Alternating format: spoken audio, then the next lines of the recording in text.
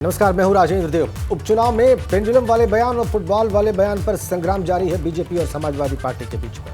अखिलेश यादव ने आज फिर से मुख्यमंत्री पर पलटवार कर दिया है। वो कहते हैं जो खुद फिजिक्स नहीं पढ़े वो पेंडुलम की बात कर रहे हैं।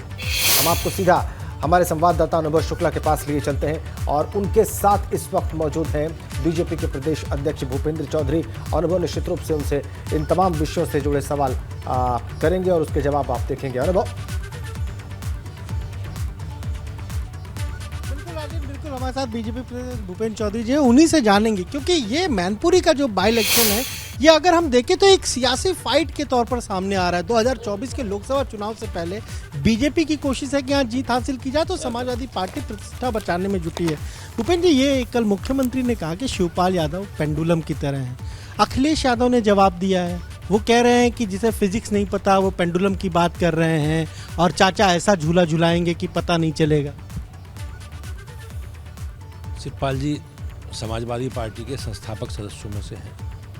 उनका समाजवादी पार्टी को स्थापित करने में बड़ा योगदान है, लेकिन पिछले समय से अखिलेश जी ने जो इनकी स्थिति की है तो उसी परिप्रेक्ष्य में माननीय मुख्यमंत्री जी ने बोला है।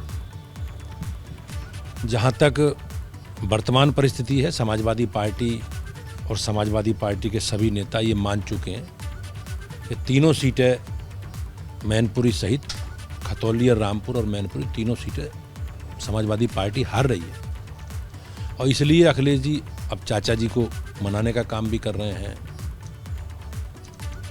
जहां तक आप जानते हैं, पहले उनके लोग कहते थे कि राष्ट्रीय अध्यक्ष जी चुनाव प्रचार में बाई इलेक्शन में कहीं नहीं जाते, वो गए भी नहीं, भाई के लिए भी नहीं गए मैं आजमगढ़।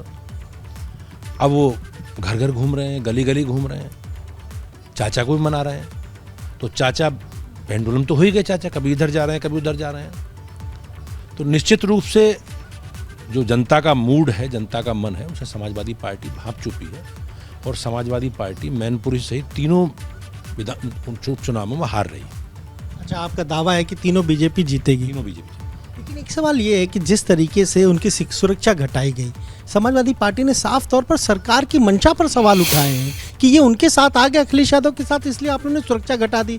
रिवर फ्रंट घोटाले में आप कह रहे हैं कि सीबीआई उनसे पूछताछ करेगी, अभी तक तो ये सब कोई चर्चा नहीं थी। सरकार का दायित्व है अपने सभी सम्मानित नागरिकों को सुरक्षा देने का दायित्व सरकार की तरफ है।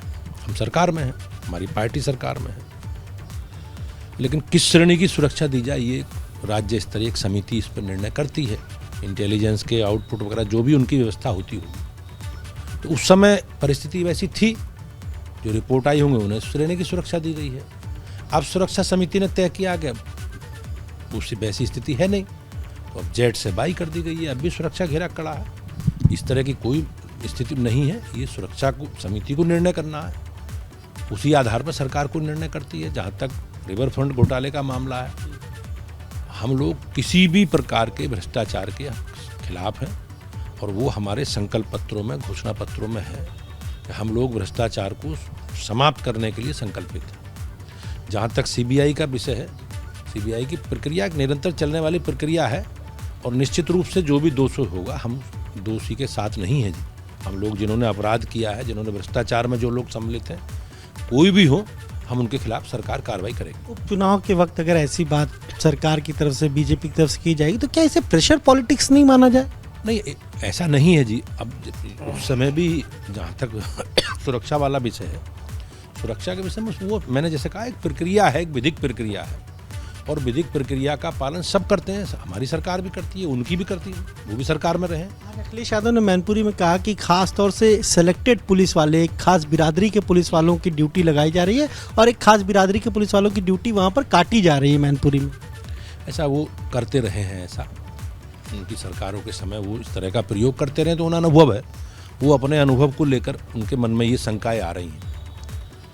जहाँ तक उनके विषय हैं, वो मान चुके हैं कि जनता हमारे खिलाफ है। जनता 2012 से 17 तक जो उन्होंने काम किए हैं, उन कामों के आधार पर जनता उनके साथ नहीं है। अराजकता, गुंडागर्दी, बेईमानी, भ्रष्टाचार, भाई भतीजावाद और जिस प्रकार से भर्ती होती थी सरकारी, कैसे परिवार के लोग घूमते थे झोला लेकर वसूली करने के लिए, तो ये जनता सब जानती है कि किस प्रकार से छिनैती होती थी, गुंडागर्दी होती थी, लोग जमीनों पर समाजवादी पार्टी के लोग कब्जा करते थे लोगों की, ये सारे संज्ञान में है। और इस बात का आभास समाजवादी पार्टी को है। निश्चित रूप से मुझे विश्वास है कि हम लोग, हमारी पार्टी ने जो काम किए हैं, हमारी सरकारों ने, हमारे कार्यकर्ता रिपोर्ट कार्ड जेब में लेकर जनता के बीच में जा रहे हैं और हमें जनता का आशीर्वाद मिला है और आगे भी मिलेगा। मेरा आखिरी सवाल ये है कि 26 वर्षों से मैनपुरी में समाजवादी पार्टी जीतती रही, मुलायम सिंह यादव उनके परिवार के लोग जीतते रहे। इस बार बीजेपी कैसे इतनी कॉन्फिडेंट है कि इस बाई इलेक्शन में हम ही जीतेंगे? मुलायम सिंह जी का उत्तर प्रदेश के सार्वजनिक जीवन में उनका बड़ा नाम था। वो बड़े नेता थे, उन्होंने समाज के लिए बड़ा काम किया। लेकिन वर्तमान परिस्थिति में, उन परिस्थितियों में निश्चित रूप से भारतीय जनता पार्टी ने जो काम योगी जी के नेतृत्व में, इस प्रश्न का भी उत्तर दे दिया बीजेपी के प्रदेश अध्यक्ष ने, और उनके उत्तर से बिल्कुल साफ है कि भारतीय जनता पार्टी कितनी कॉन्फिडेंट है अपनी जीत को लेकर और इसके पीछे वो कारण क्या देख रही है।